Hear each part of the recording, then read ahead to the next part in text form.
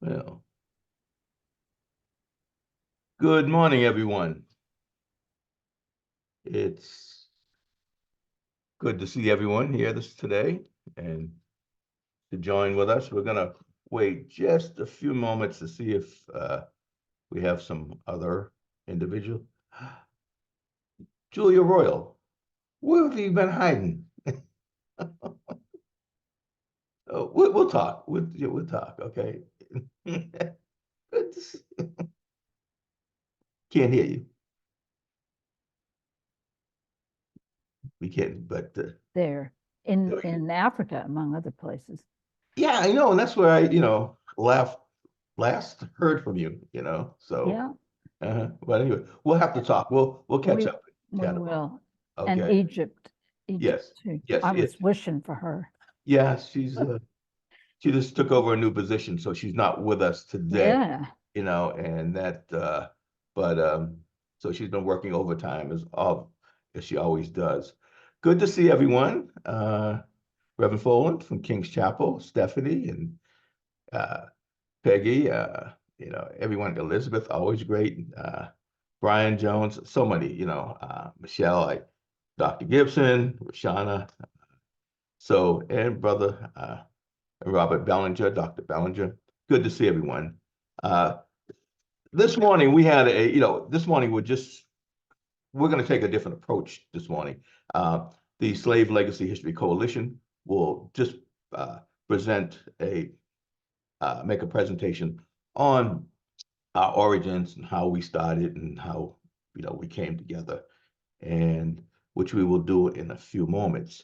We wanted to also give you, as participants and people who have joined us each month, an opportunity to maybe share some thoughts on how we can, in fact, improve what we're doing, and also open up the opportunity, hopefully, for those of you who are interested in making a presentation at some point on your connection to the legacy of slavery. So we'll get to that at as we move down the line here. But I did want to, again, first of all, thank all of you who have supported us over the last couple of years. Quishan, good to see you. And it's been tremendous, and we greatly appreciate it. As you know, the Slave Legacy History Coalition was formed for two primary purposes. One, to bring organizations together who have a repository of information on slavery and who are in pursuit of, in fact, preserving the legacy of slavery, and also to build a pathway for individuals who may, and families and descendants who are interested in pursuing more information. So on the legacy and history of slavery, of enslaved people. And so anyway, I think we've accomplished that over the years and with our platform. And we appreciate everything that all of you have done. I do want to turn it over at this moment just briefly to Naomi Gordon. And Naomi will give us a quick update on where we're at in terms of events, upcoming events, and what we've been doing. Naomi?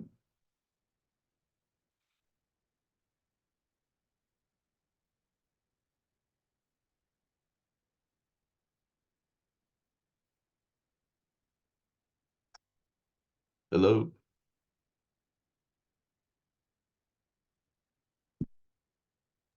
Okay. Okay. Take two. Is that okay? Yeah, that's fine. Okay. Can y'all see my screen okay? Yes, we're good. Okay, there we go. All right, so I'm happy to announce we have several exciting summer in-person events coming up. I know personally for me, I'm from New York and I always forget how long the winters are here. And the weather's been so nice this week, so I'm especially excited to get out this summer, meet you all in person. So first we have our trip to historic Deerfield to see the exhibit Unnamed Figures. that is going to be on Saturday, June 22nd. So I know in previous communications, we've said June 26th. And then there is a discrepancy. Thank you for folks who pointed that out. That on the flyer, we have June 22nd and the description still says the 26th. I just want to make it clear, it is Saturday, June 22nd. And hopefully that will accommodate more folks' schedule. So registration will be $100. There is a link in the newsletter to register, and that does include the admission fees, lunch at Historic Deerfield Inn, and round trip transportation from Cambridge and to Deerfield. We also ask that if you are interested to please register by the end of that first week of June. So, around June 5th, 6th, 7th, just so we can get a head count to the folks at Deerfield. If you have any questions or any reservations, if you're thinking, oh, I'd really love to go on this trip, but, I still have this one question, please don't hesitate to email me. I'm happy to discuss any questions you may have. And then there goes our itinerary for the trip. So also in June, so this will be actually the week before our trip to Deerfield, we'll be having our June fundraiser, so like fundraiser with friends. So we're going to ask you to come meet, greet, and donate, and also hear about some exciting upcoming projects we're thinking about. And also a chance to reflect on how far this organization has come in just a few short, 3 years. And it's thanks to all of you and showing up to our online events, our in-person events, that we're able to do all of this. So thank you, and we hope to see you there. That is going to be June 13th in the evening, 6 to 8 p.m. At History Cambridge.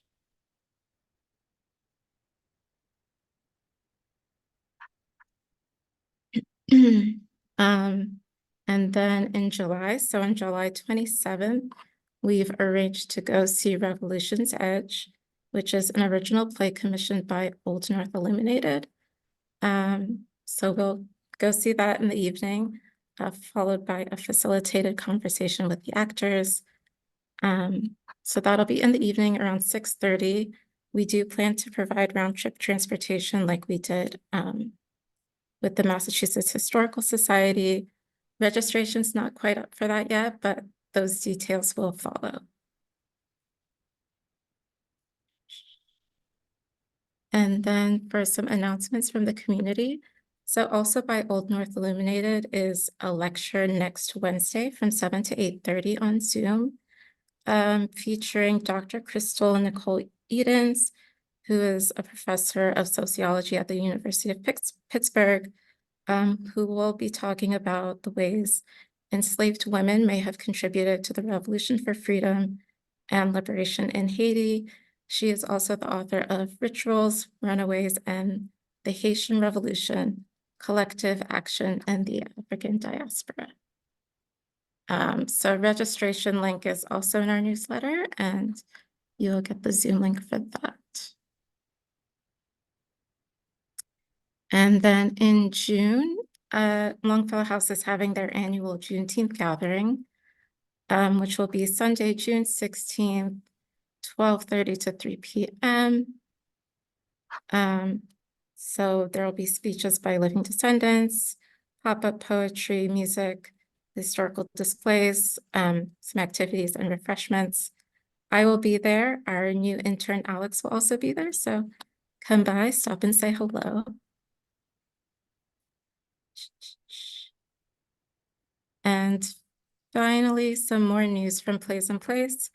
As I mentioned, they are the ones who are producing Revolution's Edge. If you can't join us on July 27th, the play is running for 10 weeks, so there is plenty of opportunity to go see that on your own. Also in June, Plays and Plays has a play called Pulling at the Roots in Northampton, which is a play that focuses on the history of women's autonomy and freedom. So please check that out as well. And then in August, They will have the play A Light Under the Dome, which is a play that explores the intersection of the fight for women's suffrage and race and abolition in Boston. And that will be created with the National Parks of Boston and will be at the Massachusetts State House.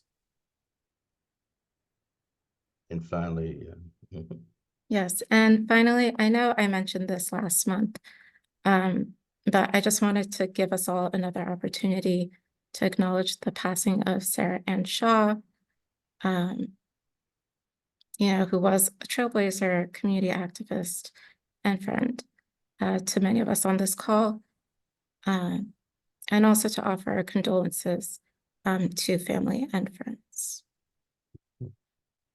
thank you very much, Naomi. Yes, Sarah was a very good friend of mine and a neighbor. She will be missed.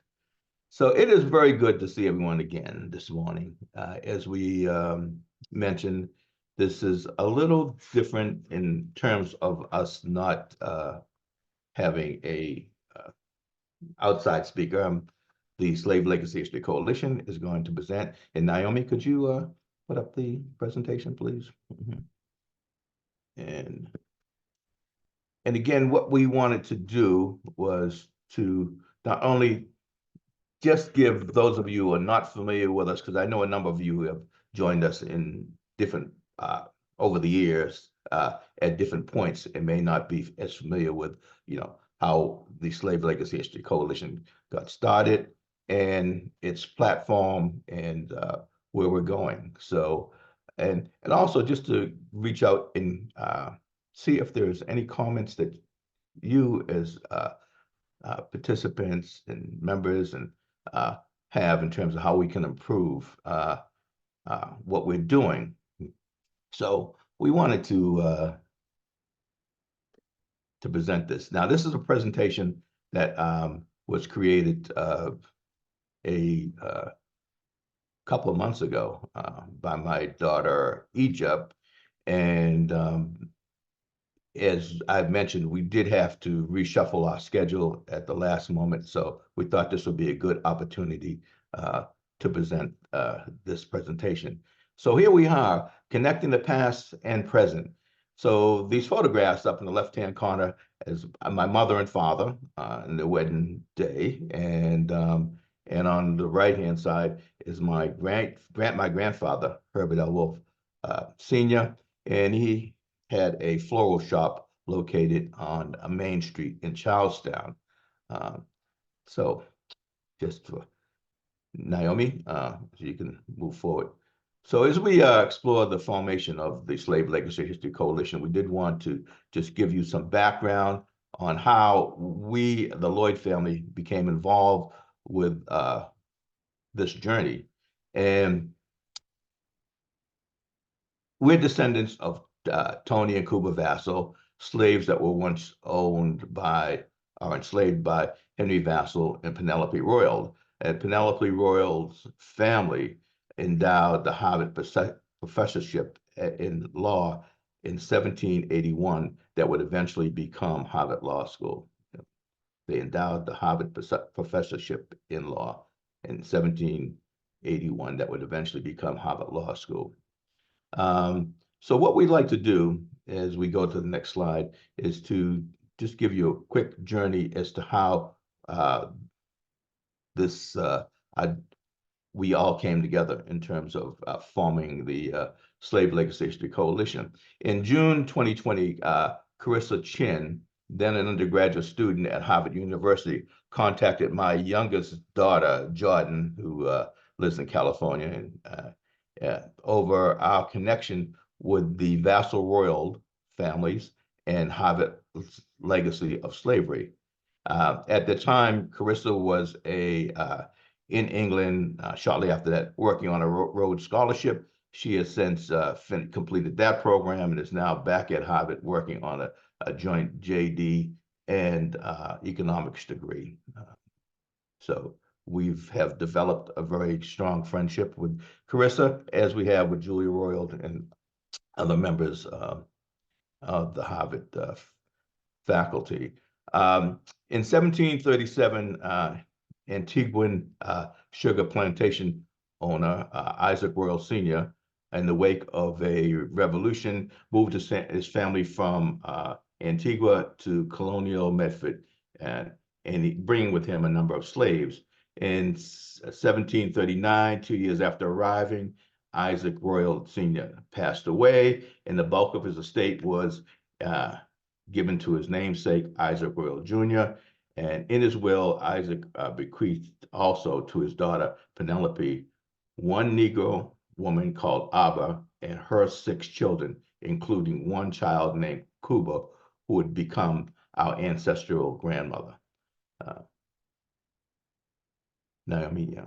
And here's a picture of Penelope Royal, and as I said, she was bequeathed our ancestral grandmother. I believe this photograph is hanging in the Harvard Law School library. And next slide, please. And Henry Vassall in 1741, following in his father Leonard's footsteps, a Jamaican sugar plantation and enslaver, he travels to Cambridge, and Henry Vassall brings with him to Cambridge his enslaved coachman named Anthony or Tony.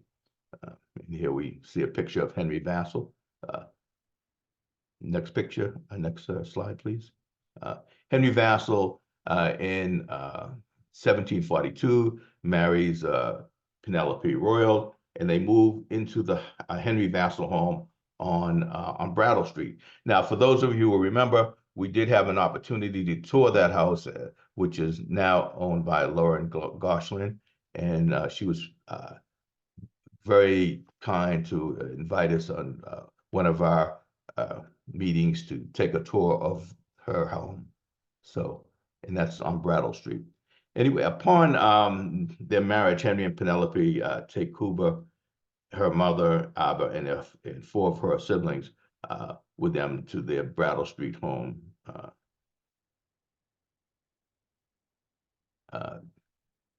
The same year, Henry and Penelope are married. Tony and Cuba meet each other, and they marry.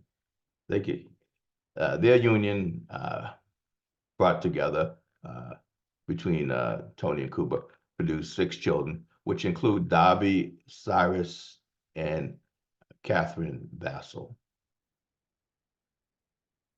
And here's a genealogical chart of the Royals and the Vassalls and the dates that they arrived, where they had come from in terms of Antigua and moving to Medford and Cambridge, and their and then the union of our grand ancestors and their children, 6 of them, which you can see: James, Dorina, Flora, Darby, Cyrus, and Catherine.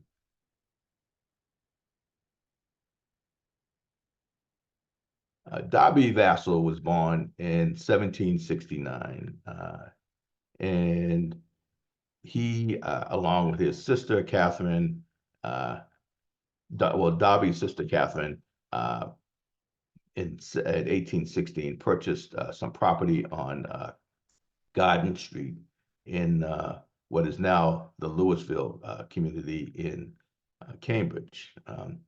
Darby and his brother Cyrus were founding members of the African Society, a mutual aid organization for free Black citizens in Massachusetts, and that was in 1796. Next slide, please. In 1835, Darby Vassall and his brother Cyrus founded the Abel Smith House for African American children on Beacon Hill, the present site of the Museum of African American History. And for those of you who had an opportunity to visit the site, you should do it. It has a wealth of history.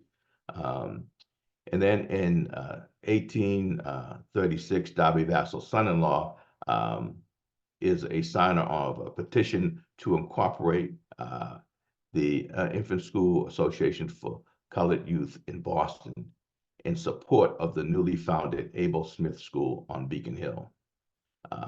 Jonas later spearheaded a petition to the legislature calling for the equal school rights that decried discrimination solely on the account of complexion.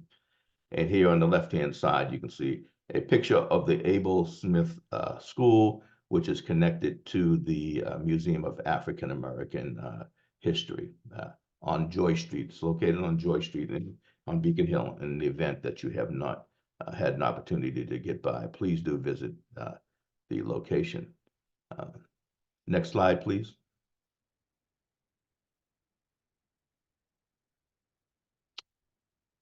Jonas W.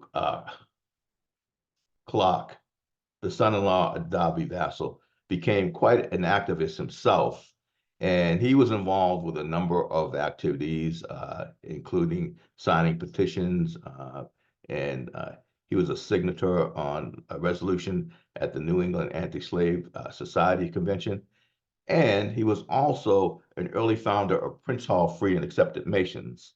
Now, if you look on the right-hand side, there's a photograph, and in the middle there, is yours truly. I'm a member of Prince Hall Grand Lodge Free and Accepted Masons of Massachusetts, and this is the lodge that I belong to, which is Rising Sun number 3. And at this time, when the picture was taken, I was secretary of the lodge, so the lodge is still certainly very active, and there have been a number of people who have asked to receive information on Prince Hall Grand Lodge, and we're working on coordinating an event where somebody from the lodge will from the Grand Lodge will make a presentation. Jonas W. Clark is buried just a few miles from Harvard Square on Garden Street in Arlington. If you go down, if you're familiar with the area on Garden Street, 3/4 of the way down the street, there's a cemetery right in the middle of a residential community, and which is owned by the Prince Hall Grand Lodge, and they have a memorial there. And annually on Memorial Day weekend, there is a commemorative ceremony which takes place there. And the only person that has been identified as being buried there is Jonas W. Clark, and that was determined by an archaeological study conducted by Boston University in, I think it was 1997. So it's, again, very interesting site and located right in Arlington, just a few miles outside of Harvard Square. Next slide, please. And again, Darby Vassell and his activism is listed on among a who's who in New England as an abolitionist who donated to the support of the New England Anti-Slavery Society Convention. And so here's a list of the individuals who were on there, which includes Darby Vassell's name right here. So again, this is in 1851. And Darby was quite the activist. Next slide, please. And Darby Vassell passed away in 1861. And for those of you, again, who are interested, Darby is buried or entombed underneath Christ Church in Harvard Square. And he is inside, there's a tomb located in the Undercroft. And as I understand, I see Ted Hammond on our call, that Christ Church will begin to offer, I believe, entrance into the tomb at some point, or acknowledge it on the outside of the church that the tomb and the location of Darby Vassell is of him being entombed there is located below in the Undercroft of the church. And so it's a very interesting site. Darby asked to be buried with Henry Vassell in the tomb, and there's no reason why he wanted to do that, but he is entombed there. It's also it's a secondary source indicating that Tony and Cuba Vassal may also be buried there, but we have not been able to confirm that. And Darby Vassal's obituary is featured in the abolitionist newspaper, the Liberator, which is right here, an example of it. So he was well known and well respected during that time period. Next slide, please. Exploring the legacy of slavery. Boston and Cambridge, as you know, has a vast number of institutions and organizations that have information on the history of slavery. And history relating to our family can be found in a number of institutions, from Christ Church, Cambridge, Christ Church in Cambridge, Museum of African American History, Longfellow House, History Cambridge, First Church at Cambridge, and Prince Hall Masonic Grand Lodge. So, as part of the establishment of the legacy of slavery, again, one of the intents was to bring together a number of organizations, including all of these organizations, to provide a easier way for people to communicate and to find information on their family, and to also learn and to preserve the legacy of slavery, of which we again have attempted to do, and with the help of many friends, we've hopefully have accomplished that. Next slide, please, Naomi. And again, the Slave Legacy History Coalition was built to build a pathway forward for other families, descendants, and the general public to make it easier for them to connect to the repository of information that is located within the Boston, Cambridge area on enslaved people. So since its establishment, we have really tried to build a platform where anyone who has information on enslaved history and the legacy of that, we welcome the opportunity for you to present at one of our meetings. We've been very successful in terms of having some wonderful people over the years make very informative presentations on the legacy and history of slavery in Boston, Cambridge, and beyond. I believe in September, we're having Dr. Shelley Murphy from the University of Virginia, who will be presenting on genealogy. She's a professor of genealogy at the University of Virginia. So I'm sure she will be providing, some very good insight as to how to trace your family's history. So again, that's in September, and you'll receive some information on that. Next slide, please. And again, over the years, a couple of years, we have, in fact, been engaged in a number of events with various organizations. And here is, I believe this is at the, this is at History Cambridge.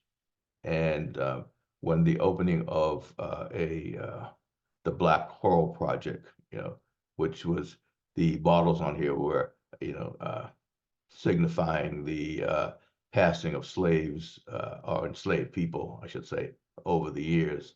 So that was at the, and that was done by the Torrey Road Project, History Cambridge Torrey Road Project.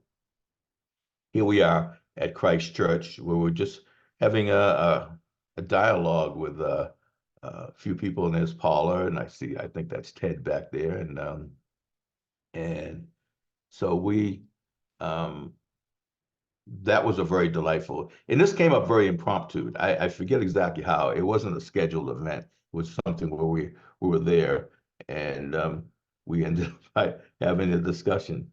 That's Egypt. That's my wife Beverly and myself, and so that was very, very, very interesting. Here we are at the Massachusetts Historical Society with Catherine Algor, Dr.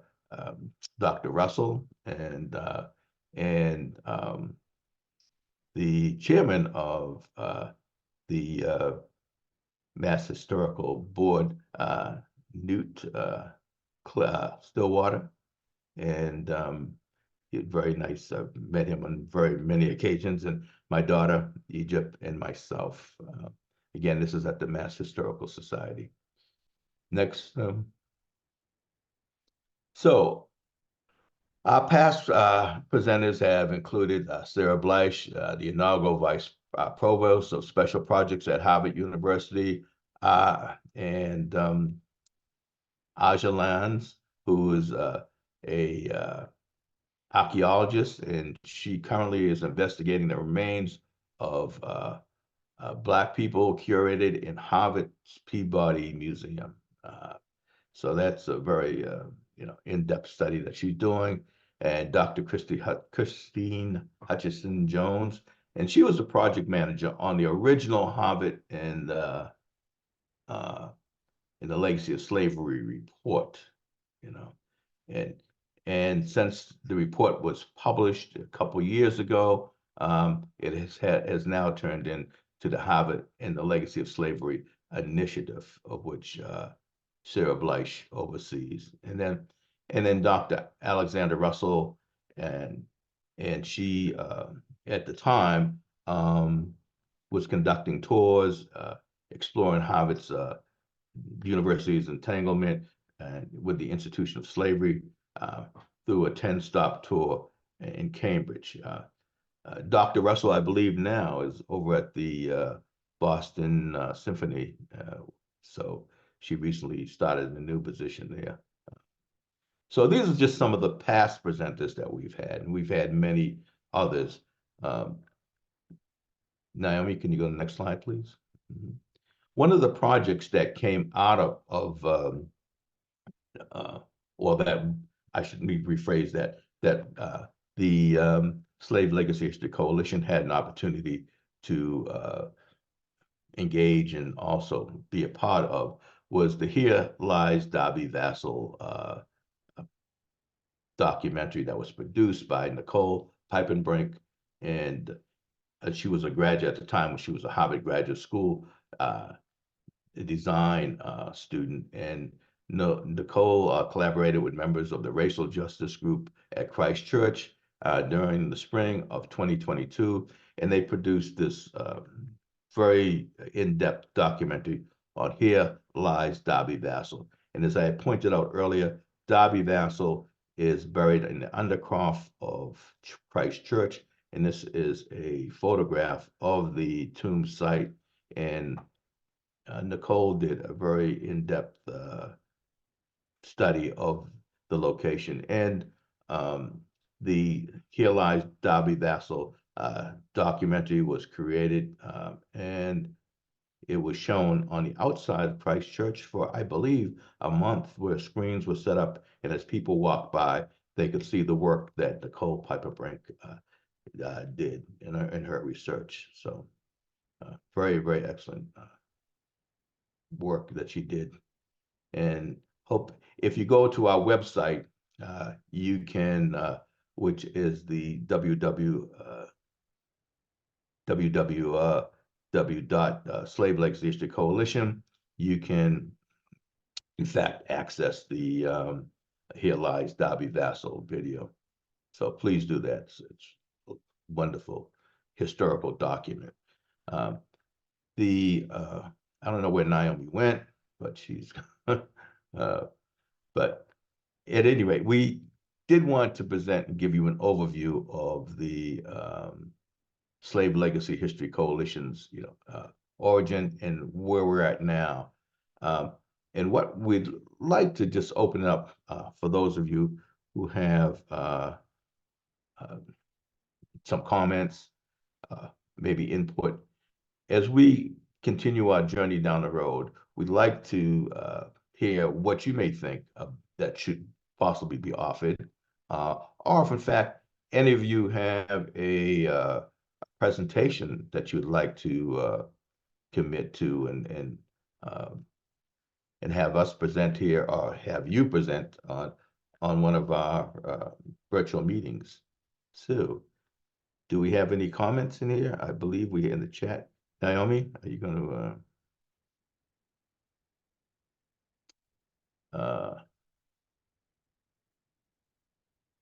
Okay. And we have one from Julia Royal. Do we know how the genealogical program of enslaved people at Harvard is going? When Harvard's presented their report, the head of the program, whose name, gave a presentation which sounded quite interesting.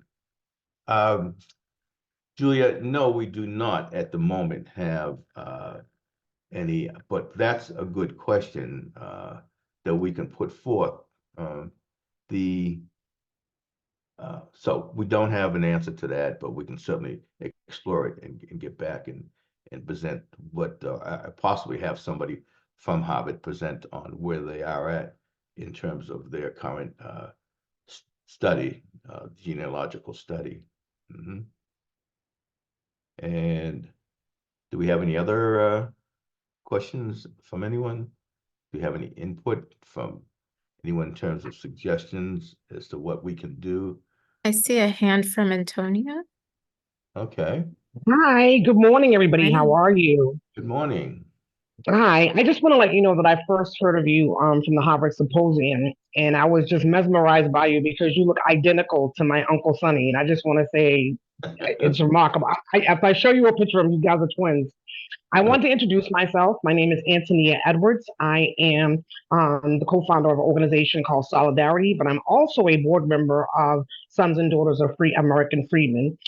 We do a lot of historical education on the American freedmen legacy and the historical constitutional laws with regards to them. We have a team of like 6 people, and we would love to present one day for you and how the American freedmen and the legacy of slavery and how that affects us to this day as far as legislation and stuff. We have 2 bills that we contributed to. The Boston Task Force, American Freedmen, is in that RFP, and also the state bill H3921 with Brandy Fuka Oakley, which is the state rep. We've contributed quite a bit of information with regards to legislation, and we really want the community to know what's going on and why that verbiage and the terminology American freedmen is extremely important, especially with the Supreme Court striking down race-based initiatives. And so if you would have us, I can pull the team together and we would love to present to you. Okay. Can I suggest, Naomi, can you put our website in the I have it. Oh, you have it? Okay. I have. That's how I found you. Oh, okay. Well, thank you. That's great. It's working. Yeah, and we've been in communication too, so Yes. Yes. I can definitely set something up for us to chat. Thank you, Naomi. further. I just wanted to let you know that I was really impressed with you at the Harvard Symposium and how so much you look like my uncle, I swear. But I thank you so much for receiving me. Thank you. All right. Well, no, thank you very much. Thank you very much. Yes, thanks. Reverend Fallon, you're muted. You're muted. Oh, here we go. I'm sorry. I couldn't unmute. It's wonderful to be with you. Like Antonio, this is my first time being here. And I also met Dennis and his wife at the Beverly at the Harvard Symposium. King's Chapel, which is located on the Freedom Trail in Boston, was the church in the colonial era that had as its members many people, including Isaac Royal, including the vassals, and others who were engaged either as enslavers or slave traders, Peter Faneuil, others. We have been uncovering this history since 2017 and have made a decision as a congregation to create 2 kinds of memorials. One, which is what we call a living memorial, and that's a fund to work to help to repair. This can never be repaired, but to the extent we can. And then the second is to do both a physical memorial. And we have worked with an artist, and we have worked with Mass Design, who created both the Embrace and also the museum in Montgomery involving lynching. And now we are trying to move forward with that. But it is really something that we haven't yet been involved with you. I mean, we can tell we've just been learning. We just need so much to expand, and look forward to your guidance as we do that. If it would aligning our walls, so the building was built in 1754, and we can show based on our annals, because detailed reports were kept of who contributed to the building of what was really quite a magnificent building at that time. So we know that but for people engaged either as slave traders or enslavers, or in the related industries, sail makers and shipbuilders, et cetera, our building would not exist. There's a second part of our history which involves the abolition period. And while we are less well up to date on this, at a time when Boston was known for abolition, our church had a number of the people who, for example, thought it was imperative to enforce the fugitive slave law. So people brought, escaping to Boston should be returned to the South if they had been enslaved.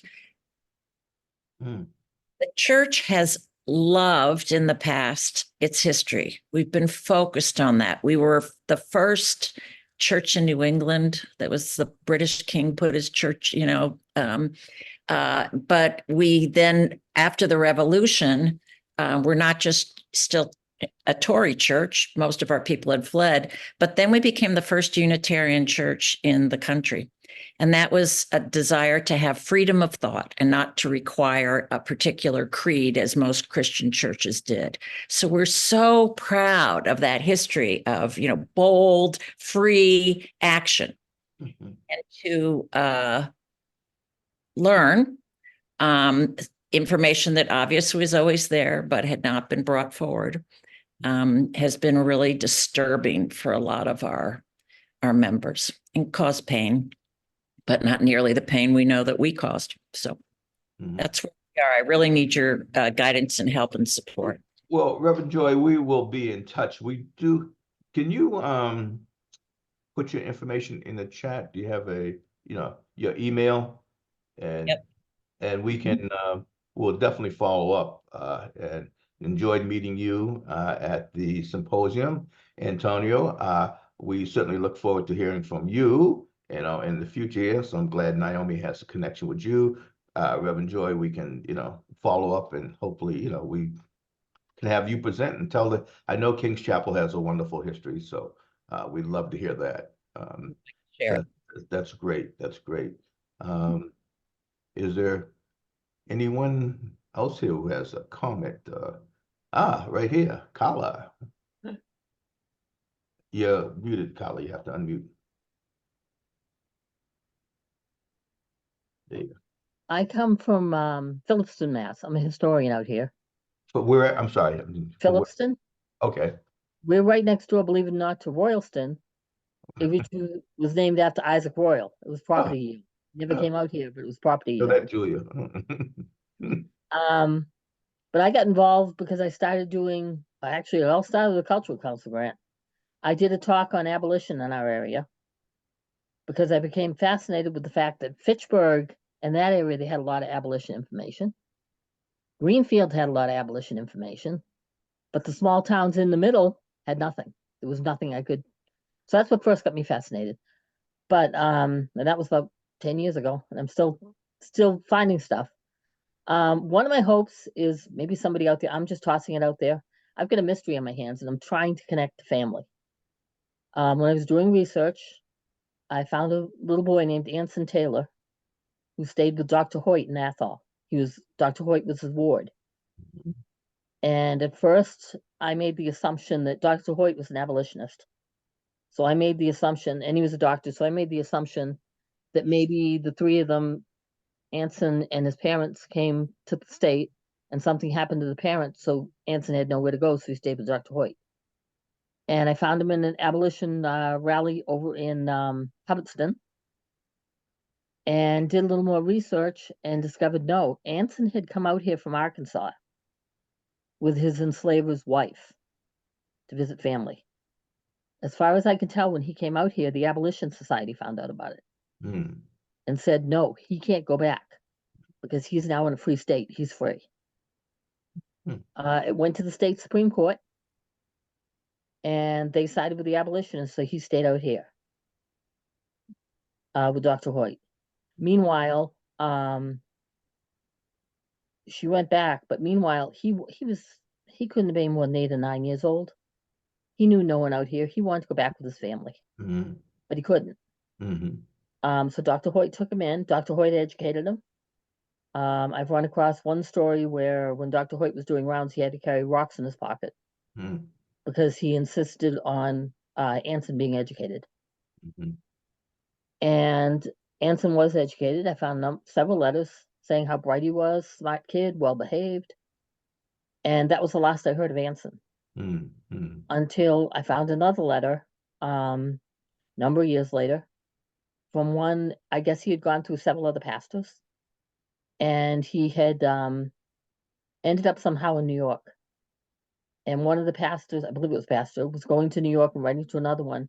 And he said, while you're there, can you check on Anson? He's in a juvenile delinquent hall. And my first thought was, how does somebody who's bright and well-behaved and great kid end up there? All I know is that he was supposedly there because he tried to burn one of his ward's house down. I don't know if it was an accident. I don't know if he was just a scapegoat. You know what I mean? But I have no more information. But I'm trying to find Anson's family out in Arkansas. Well, do you think I'm trying to bring him back home. we have been in touch with the certainly the Boston Athenaeum, and which may be a source of obtaining some information. And actually, they are scheduled. Hopefully, there will be a presenter in the future. But Boston Athenaeum certainly is a good source to begin. Well, to see if you can capture some additional information. Okay. And so I'd recommend that you try that. And we will have them as a presenter in the near future. So maybe you can, ask a question, but check with them. They're very open in terms of, you gaining access to information, so that we can do that. Yeah, it may sound strange, but I want to bring him back home. Oh, well, there you go. Well, I thank want you. to bring him back to his family like he wanted. There you go. Well, thank you very much, Carla. And we certainly look for, and put your information in our chat so we can have an email connection to you. Okay, please do that. All right. The other project I'm working on, this is just starting. I haven't really gotten into it yet. I ran across an enslaved person named Violet Turner in Athol. And when Massachusetts outlawed slavery, she was older.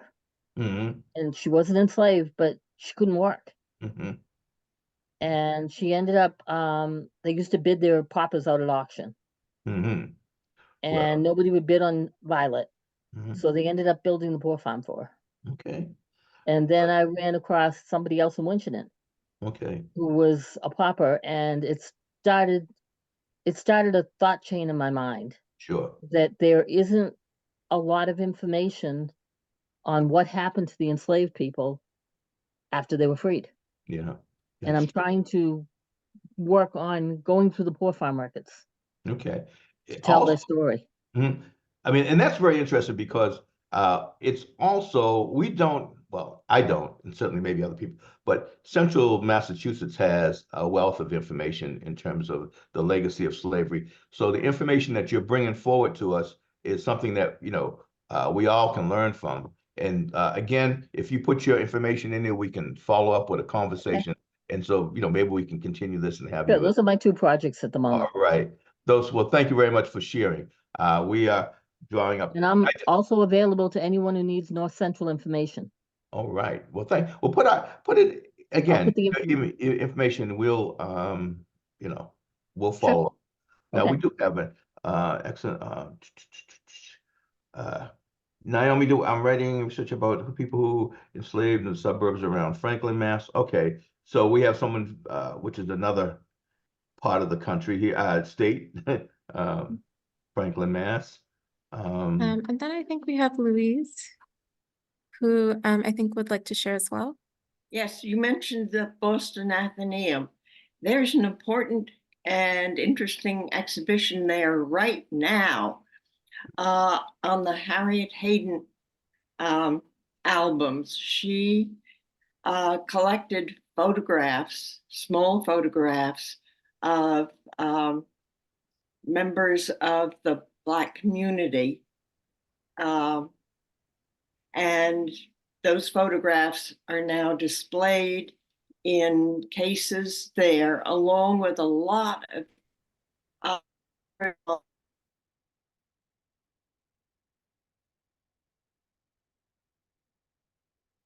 We lost you, Louise, there. Okay. I think we lost the connection with Louise.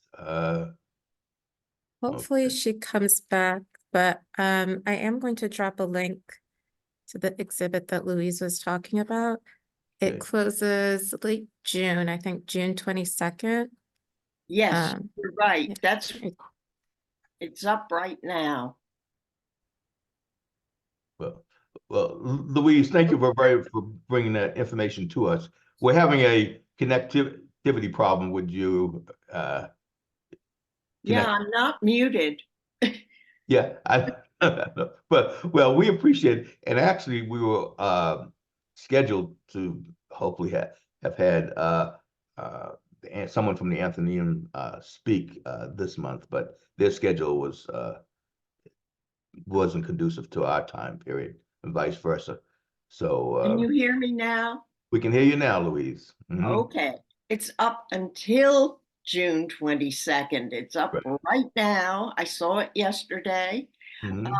Definitely worth a visit to the Athenaeum, which is right across the street from the State House, or Mhm. just down the hill a tiny bit. Right. So I recommend going to find out more. The Abiel Smith School is mentioned there, residences of many Black people, the work of abolitionists, there's a wide variety of operations that took place in Boston in the mid 19th century. The routes that various slaves took across the country and then fetched up in Boston. It's really quite the reactions to the Fugitive Slave Act. All of this in one rather small exhibition. Wow. Well, we're glad you brought that up.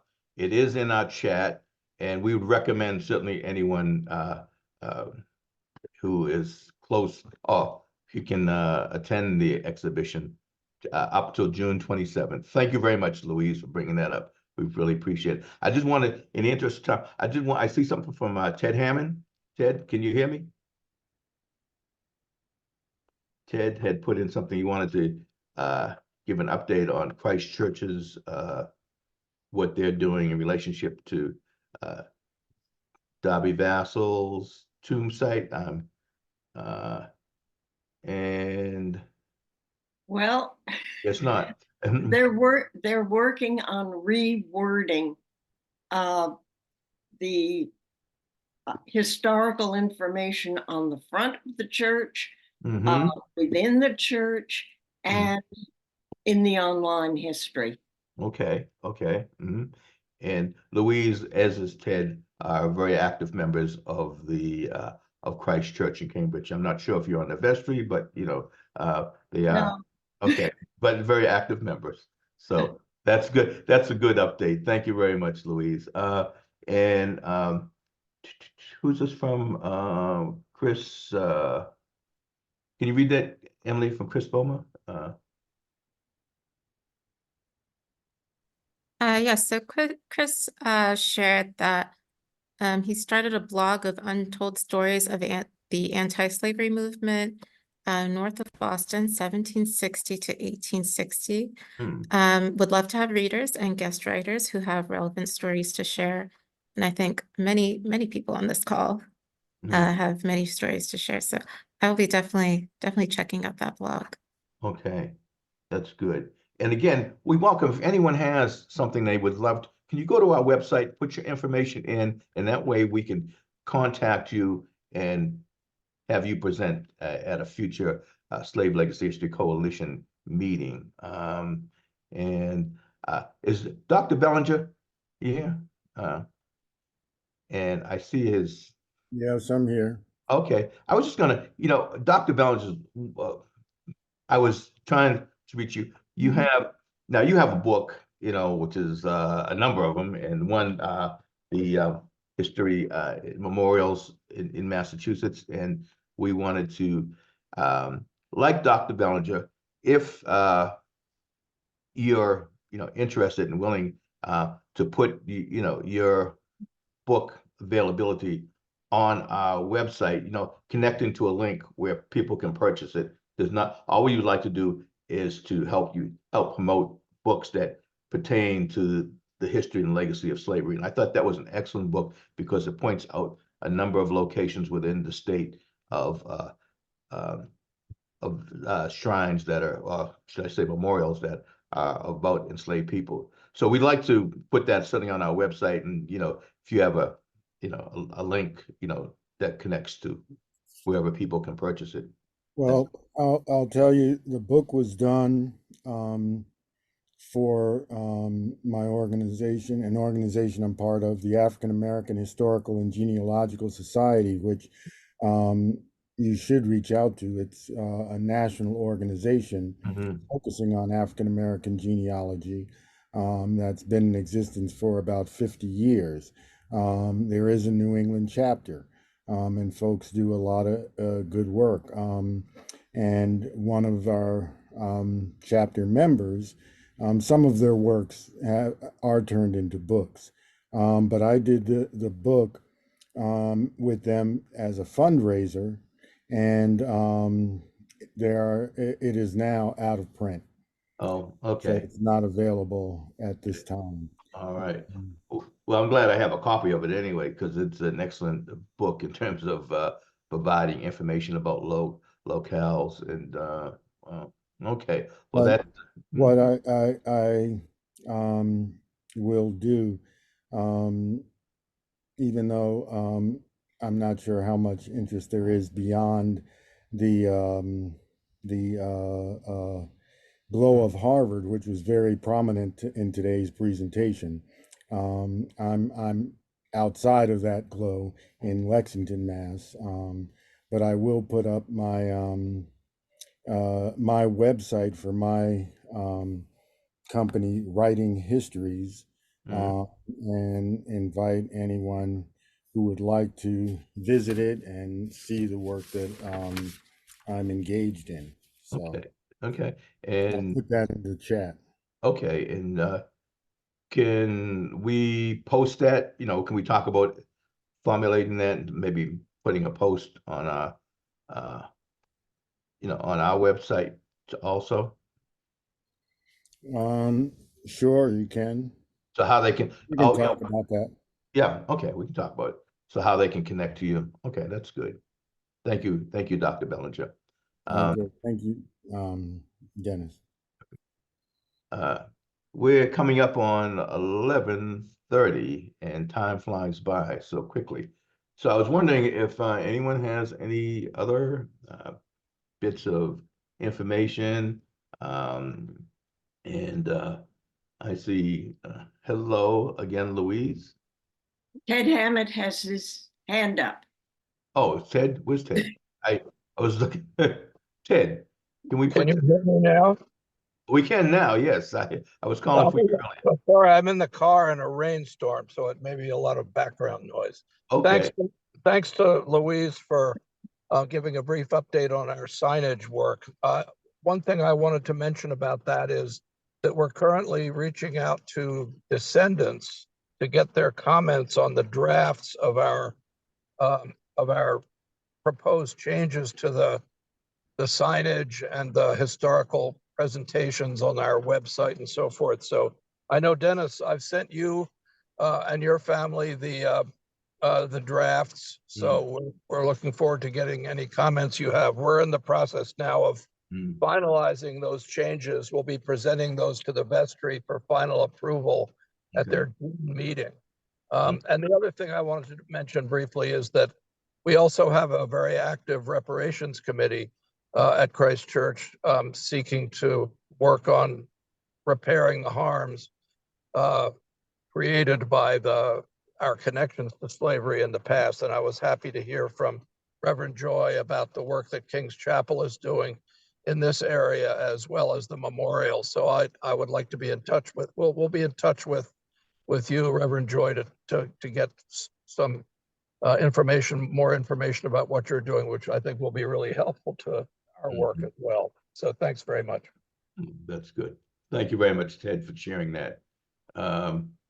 And is there anyone else? Stephanie Miller is here. Stephanie's from the Society of First African Families in English America. And Stephanie, we had an opportunity to meet this past weekend at the annual conference that they had in Philadelphia at the Museum of the American Revolution. And Stephanie, can you just, do you care to say anything about the? Yes, hello, everybody. I'm Stephanie Miller. I'm the Vice President of the South Atlantic District of the Society of the First African Families of English America. We are a historical organization focused on the early African families that settled in what is now the United States. The society often recognizes and celebrates the heritage and descendants of the first African people who arrived in English North America. These first Africans played an integral role in shaping the early history of the American colonies, despite often facing systemic discrimination and enslavement. And this weekend, we honor Dennis Lloyd for the work that he is performing with everybody here. Thank you. Thank you, Stephanie. It was a very nice event, and Beverly and I had a chance to travel to Philadelphia this past weekend. And again, it was held at one evening was held at the Museum of the American Revolution, and it was a very nice event where, along with several other individuals, were honored also and inducted into the society as honorary members, and then on Saturday participated on a panel discussion. So it was very engaging and interesting. So thank you very much, Stephanie. Thank you to the President General, Rick Murphy, and all of your staff for putting on an excellent event. Is there anybody else before we?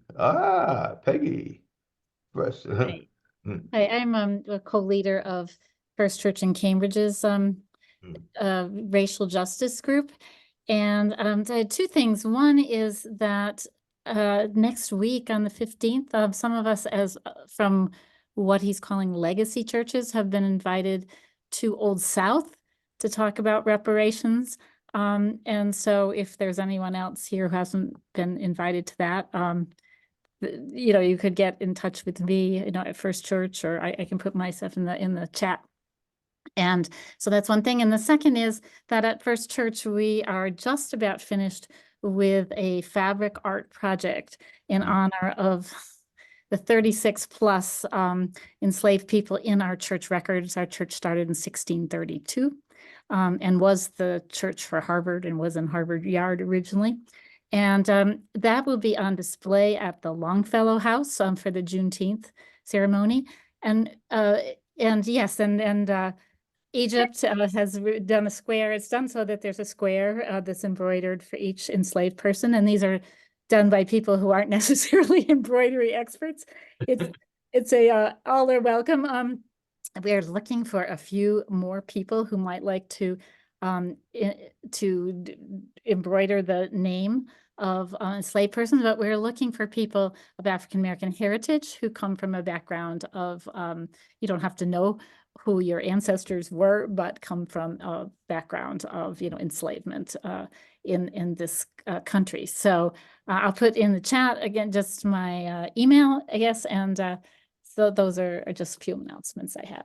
Well, thank you very much, Peggy. I was actually by Egypt's house last night, and she was working on it. So so that's very good.